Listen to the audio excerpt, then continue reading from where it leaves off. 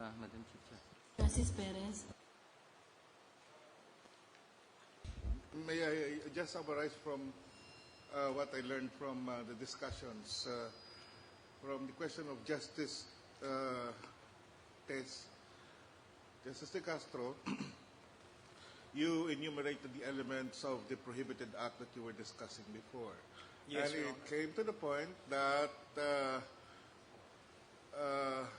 what is correct or incorrect. And she wanted a definition of what is incorrect. And while not directly, I think that you implied that it is the FDA which is going to determine what would be the contraceptives that are safe. And therefore, there can be no information that would go against such an information. I know that this act allows or provides for an IRR.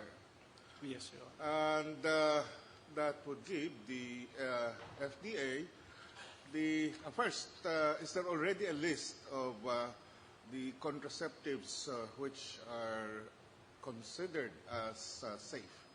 Yes, Your Honor.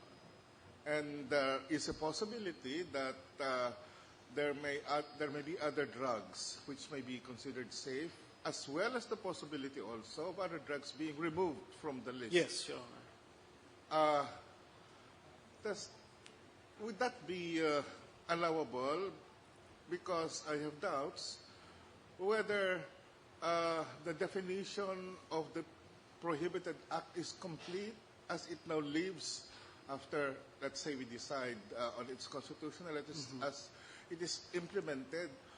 The question being, can the definition of the crime be delegated to an administrative agency? Can the definition of the crime, of what is a crime under this act, be delegated to the administrative agency, the Food and Drug Administration? Your Honor, I think the basic doctrine is that it is the legislature that defines the statute. Yes, but as it is incomplete because you would not know definitely as what is correct or incorrect information, and that would, as from the discussion, would depend on what the FDA would in the future say or what it has already said during the time of the passage of the act. And you conceded that this listing of what is allowed or what is safe can be lengthened or can be shortened, which means to say, I will repeat that as of this moment, assuming that the Supreme Court says the law is constitutional, the definition of what the prohibited act here is not yet complete because it will have to be determined yet by the FDA, or it can be changed by the FDA. My concern is that constitutionally allowable? I mean, delegating that power, that legislative power of defining a crime, because no crime. Yes, yes. yes. I think, Your Honor, the role of the FDA is not to define the crime under the statute, but to establish certain facts necessary for determining whether And or not effectively define the crime. No, not necessarily. The way I look at the statute, it would operate like this. Someone wants, say, to know what the effects of an antibiotic is, and because he or she wants to have sexual intimacy with another person, and the doctor says knowingly, right, that an antibiotic is a powerful contraceptive, right, and that person suffers as a consequence or gets a sexually transmitted infection. I think, Your Honor, that is the basic purpose of the statute, which is to prevent doctors from taking advantage of their position and knowingly providing incorrect information to a patient who might actually be physically injured, might suffer from damage. So the role of the FDA, Your Honor, if I may, is not to define the statute, right, but to define certain facts that may be used for purposes of prosecution. define one element, effectively defining the crime. Anyway, let us stop the debate. Please include that in your Yes, Your Honor. Thank you, Your Honor. Justice De Castro wishes to make a remark. I just want to correct ask the stenographer to change the word misleading that I used earlier. Okay, thank you, Your Honor. Change that to digressing. Okay, thank you, Your Honor. I'm I sorry for truly that. appreciate I'm it. sorry for that. Thank you po. Justice Perez, you want to have a follow-up question? Just one more, Chief. Also, following the discussion of Justice Velasco,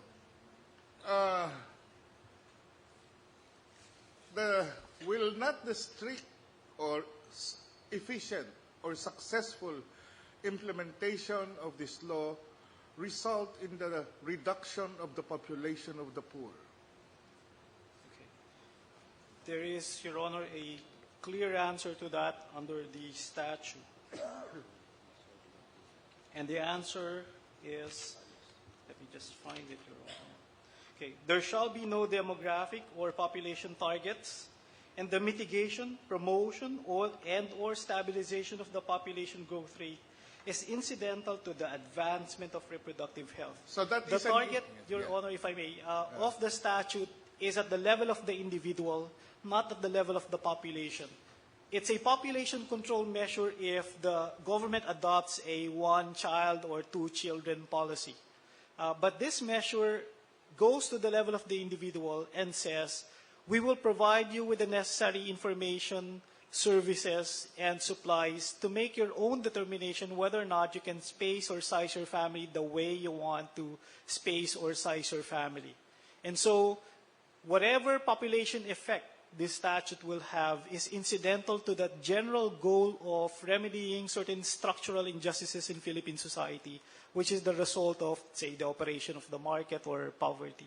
Is that saying that it was a surplusage when the law prioritized and specifically even defined what the poor and the marginalized is?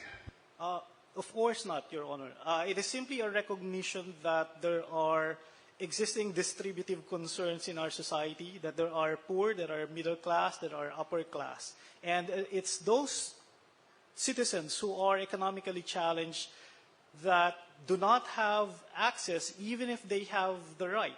And this lack of access translates into maternal deaths on a hourly or daily basis, unintended pregnancies that define the lives of human beings.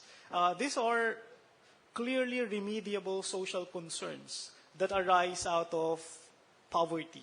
And let me imply from that, and from what has been stated all throughout our oral arguments, why is there an implied avoidance of the objective of this act to control the population, when it is in fact an objective of this law?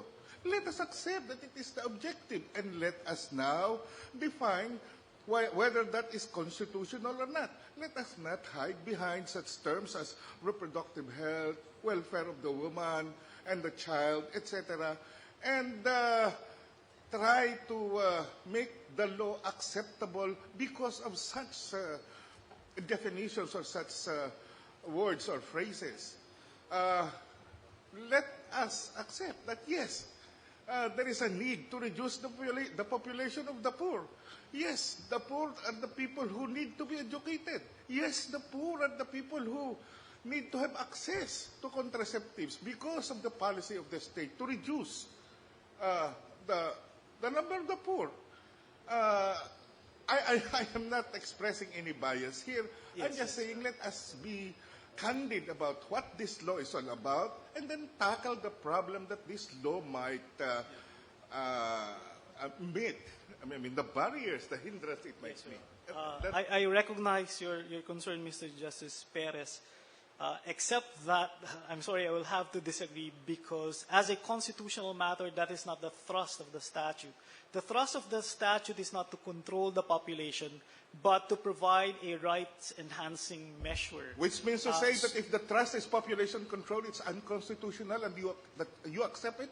Not necessarily, Your Honor. I'm just saying that that is not the goal of the statute. What I'm saying, Your Honor, is that a couple who would have 5 children under the RH law would be provided with the necessary information and services to space those 5 children into a period of, say, 15 years, instead of like every year, the way they produce cars in Japan. Thank you. Thank you.